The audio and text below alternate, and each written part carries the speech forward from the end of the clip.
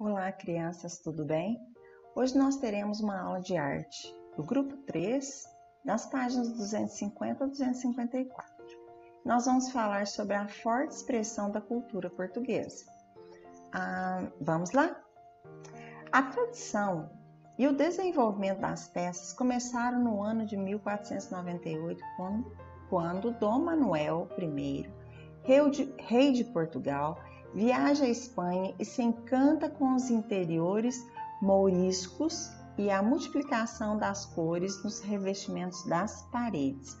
Mouriscos era o nome dado aos espanhóis muçulmanos e, consequentemente, interiores mouriscos, arquitetura islâmica.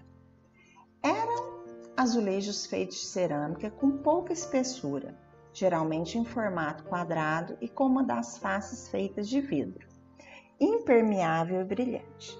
Foi assim, com sua vontade de trazer a mesma ideia de decoração vista em Sevilha, Toledo e Saragoça, que o azulejo hispano mourisco chega a Portugal. A palavra azulejo tem origem árabe, que significa pequena pedra polida utilizada para desenhar mosaico bizantino. Porém, outros temas eram desenhados na superfície, como, por exemplo, relatos de episódios históricos, cenas mitológicas, iconografia religiosa e outros elementos decorativos. A produção dos azulejos é destaque na arte portuguesa e existe há mais de cinco séculos.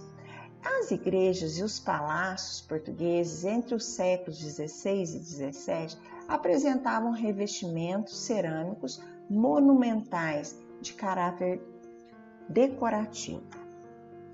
Os azulejos portugueses se tornaram uma base de referência para a expressão artística portuguesa há séculos, representado como algo importante, mais do que simplesmente um elemento decorativo, espelhando os ideais de um povo e sua solidariedade ao intercâmbio cultural. Eles aceitavam muitas pessoas, eram receptivos com as pessoas que vinham de outros locais, outros países. As ilustrações são consideradas uma das criações mais originais da cultura, com sua riqueza de cores e criação de cenários deslumbrantes, recheados de histórias e mentalidade de cada época. O azulejo nessa época ele era usado exclusivamente pela nobreza e pelo clero. Nobreza eram as pessoas que eram abonadas, pessoas que tinham muito dinheiro, e o clero, os cristãos. As cores azul e branca utilizadas nas pinturas dos azulejos resultaram da influência das porcelanas chinesas, que tinham tais cores nas suas gravuras. Então, eles gostaram e começaram a usar essas cores. A estética, muito perfumada pela arte barroca, levou a que os azulejos fossem trabalhados de um modo cada vez mais exuberante, retratando o contexto do cotidiano cortesão, para que, além das habituais alegorias, dos episódios bíblicos e de circunstâncias da fase dos descobrimentos. As igrejas tornaram-se totalmente revestidas pelos ondulantes azulejos, incluindo as abóbadas.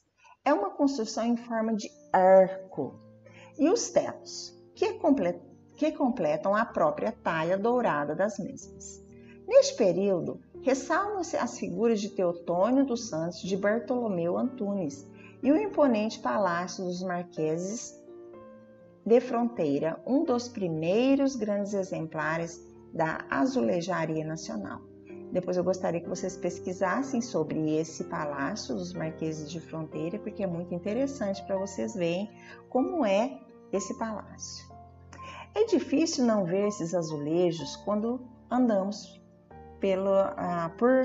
pelas ruas de Portugal, né? Eles percorrem estilos, percorrem linguagem de todos os tempos e enchem de cor qualquer passeio e qualquer vista, né? E alegra bastante. Todo lugar que você vai tem.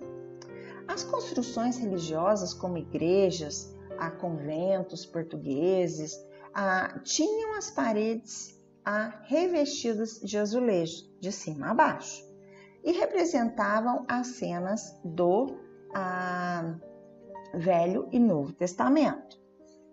Aí nós temos o convento de São Vicente de Fora, 1629, em Lisboa. Vocês podem observar na gravura acima que tem anjos, né? Tem um anjo no centro, 2 anjinhos nas laterais. Então eles retratam muito a parte bíblica, né? E o cotidiano das pessoas também. Tem 3 senhores, né, conversando aí no meio da praça. Tem uma pessoa agachada, não sei se está pegando água, eu acredito, né? Então é uma coisa assim do cotidiano das pessoas que o artesão fazia esses azulejos, esse tipo de pintura. O azulejo é desta forma uma das notas marcantes e perseverantes da cultura portuguesa, tanto no plano material como imaterial, onde se transpõe e se supera as formatações e representações físicas, mostrando-se cúmplice da metafísica religiosa e da alegoria imaginária. Como o azul do céu, um Portugal mais original e íntimo das divindades, que em si conheceram artísticas realidades.